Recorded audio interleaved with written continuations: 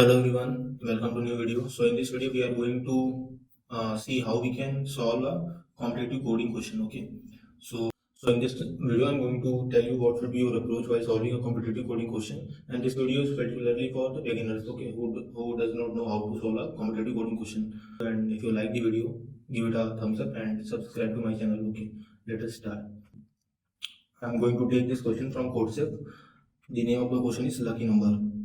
Okay, so any competitive coding question has some problem statement in it, and then it has an input format, output format, then it has some constraints, sample input, sample output, and the explanation of the test cases. So we are going to discuss all of them one by one. In competitive coding, problem statement is very large in size, but the actual question is hidden and between those lines of the problem statement, and it is basically only 2 to 3 lines long. Okay, so what you have to do, you have to just read the problem statement once, twice, or thrice if you are not able to understand what is the question or what the problem statement is all about. Okay, so for this question we are going to read this problem statement. It says chef buys a lottery ticket that has a 3-digit code associated with it. He thinks that the digit is his lucky digit and brings him good luck. Chef will win the same amount in the lottery if at least one of the digit of the lottery ticket is 7. Okay, so basically the problem statement says that there is a lottery ticket and it has 3 digits. Okay, there are 3 digits. There may be 0, 1, 2, or 3, 4, 5, or 7, 2, 3. There are 3 digits in a lottery ticket, and what chef thinks, he thinks that 7 is his lucky number. Okay, and chef will win some amount in the lottery if at least one of the digits of the lottery ticket is 7. Okay, so in a lottery ticket there are 3 digits, and if any one of the digits is 7, the chef wins the lottery. Fine. Now the next line says, given 3 digits a b c of the lottery ticket, tell whether chef wins something or not. Okay, so we will be provided with 3 digits a b c, and if any one of the digit is 7, then the chef wins. Now let us move towards the input format. Input formats basically tells what are the things that you have to take input from the users. Okay, what are the values that user have to enter. Okay, so in the input format, anything that is written inside the input format, you have to take that thing input from the user. Okay, so first line will contain t, the number of test cases, then the test cases follows. Okay, so the first line will contain T. T will denote the number of the test cases. Okay, so you have to take firstly the number of test cases from the user, and then each test case contain a single line of input, 3 space separated integers A, B, and C. So this line basically says on the next line you have to take 3 integers A, B, and C on the same line. Fine, you have to take 3 integer input from the user A, B, and C. Now output format. For each test case, output in a single line, answer yes if chef wins a positive amount with the lottery, and no if not. So basically, if any one of the digit is 7, okay, of the 3 digits, if any one of the digit is 7, you have to simply print yes, otherwise you have to print no in the output. And they have also written that you can print in both uppercase or lowercase. Okay. Now, what does constraint means? Constraint means basically what would be the values of the test cases, or what would be the values of the 3 digits A, B, C, the values entered by the user. So what would be the minimum and maximum range of the values that could be entered by the user? See, there can be one or there can be 1,000 test cases. There will be the test cases will be from maybe from 1 to 1,000. Okay, any number of test cases, and the values of A, B, C will range from 0 to 9. Okay, A, B, C will be either 0, 1, 2, 3, 4, 5, 6, 7, 8 or 9. Okay, the value of A, B, or C will not exceed 9. Now there is a sample input. So let us try to understand the sample input. See, firstly we have been provided with the test case. There are 3 test cases. So we got 3 here. Now first test case 0, 0, 0.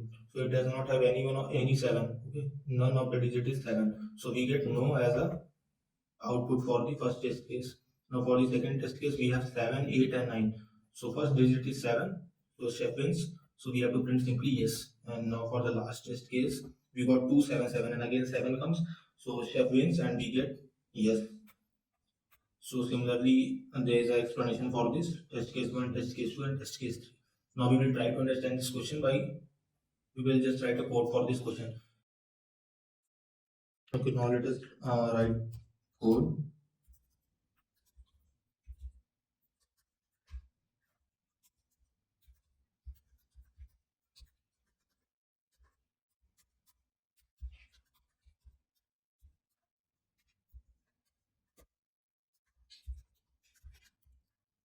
So this was the basic structure. Now what we'll do? See what our question says in the input format. First line will contain t, the number of test cases. Okay, so in the first line we have to take number of test cases. So how we will do that? We'll simply write int t.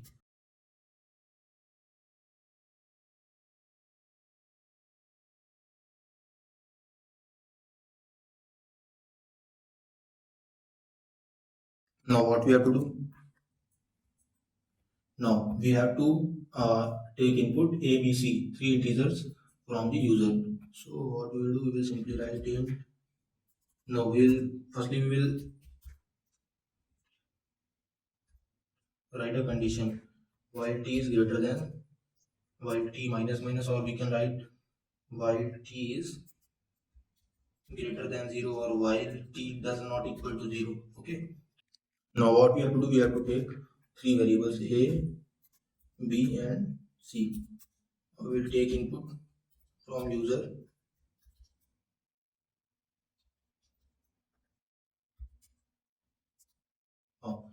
We are done with the input format. Now what we have to do? We have to simply check if any of the digit is if any of the digit a, b, c is 7, then we have to print as yes, or else we have to print no. So we can simply use a conditional statement if a equals to 7 or b equals to 7 or c equals to 7, then what we'll do? We'll simply print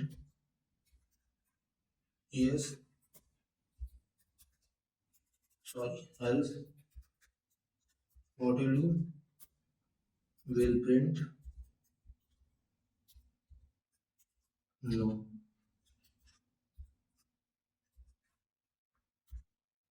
Okay, you have to also take care of these the output format. Okay, so here we can print each character of this thing in uppercase or lowercase, so there is no case sensitive, but in most of the cases there we have to just take care of the output format. Okay, whether it is in a lowercase or in uppercase. And just now run our code.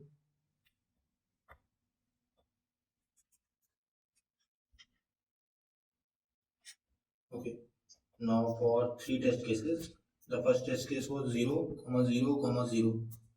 We get no. Fine. Now the second test case was 7, 8, and 9. For 7, 8, and 9, we get yes. And for the last case 2, 7, 7. 2, 7, 7. Okay, we get yes. Now what we'll do? We'll just copy this code and let us submit and see.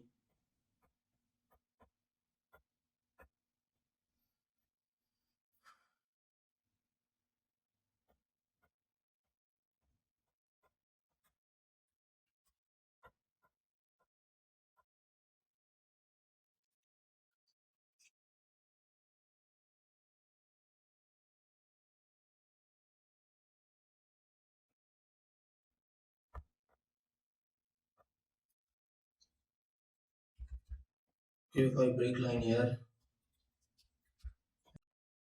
Okay, so I just forget to put here t minus minus. And now if I run my code,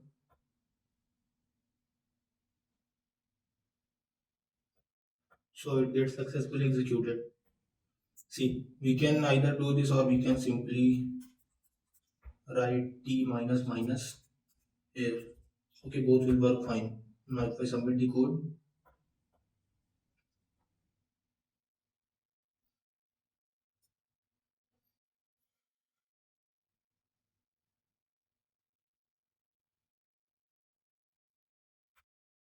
So this is how you can solve the coding question, competitive programming coding question. Okay.